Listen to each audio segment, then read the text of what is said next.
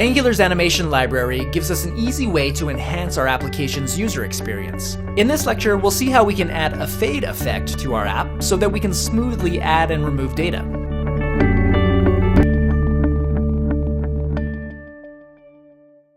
Okay, so we've got a filter in place here that lets us sort by category, or we can also refine our search.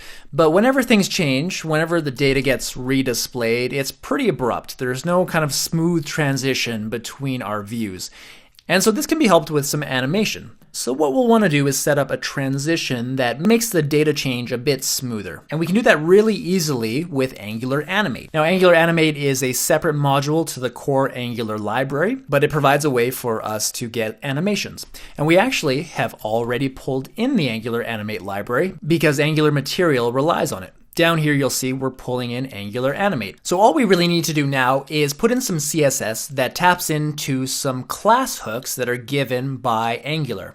And so what do we mean? Well, if we go over here to the browser, anytime that we are doing any kind of filtering, so if we type in Mac and that gets filtered down, there are a number of classes, CSS classes, that come in and out of play. And so these classes are ngEnter, ngMove, and ngLeave. And these are the hooks, the CSS hooks basically, that we can use to attach an animation. Okay, so let's set this up. The first thing we have to do is attach a class name to whatever it is we want to be animated. And in this case, we want to animate our MD cards, each of the individual classified listings. So let's come down here and let's add in a class of classified.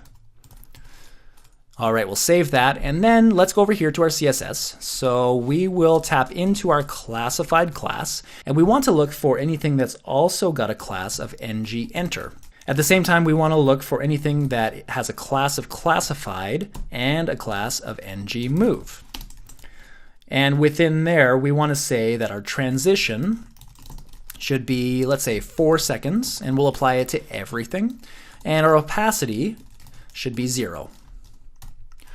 All right, so then we want to set the opacity to 1 at a certain state. And that state is going to be when we have a class of ngEnter and ngEnter active, and also ngMove and ngMove active. So let's put that in. So we want classified, and then also ngEnter and ngEnter active.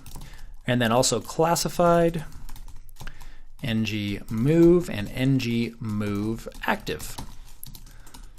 All right, cool. So here we want to say the opacity goes to 1. And let's see if this is working out. Let's refresh here. Now you probably just saw there was a bit of an animation when we loaded the page.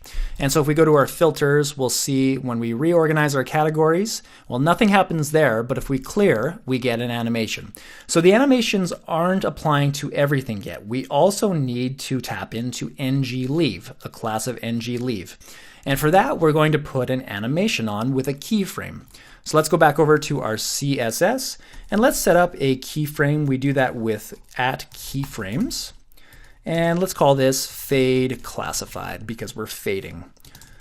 And we want to go from opacity of 1. And we want to end up at opacity of 0.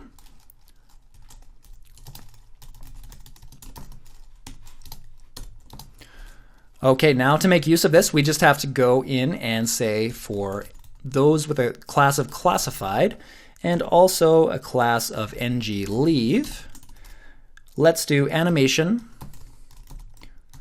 0.4 seconds, and we want to call our fade classified keyframe. So now let's save that and check it out. So again, we get the fade as the page loads, and let's check out our filter here. Now if we search for something like Mac, you see it animating as we go, and let's clear that, and everything fades just like we want it to. So that's how we tap into Angular Animate. We've got some class names that the framework activates and deactivates as data is filtered, and we can tap into those with some basic CSS. All right, so that's all that we're going to do for refining the UI. In the next section, we're going to change things up quite a bit, and we're going to provide some routing for our application. As it stands, everything is happening at this single home route, and what we want to have is a way to be able to go to different spots within the application and not just get to this basic starting point of the app. So for example, if we wanted to have somebody go to a link where you can enter a new classified and have this box pop up right away, well, we want to have a link for that, a route to go to. And that's what we'll set up in the next section.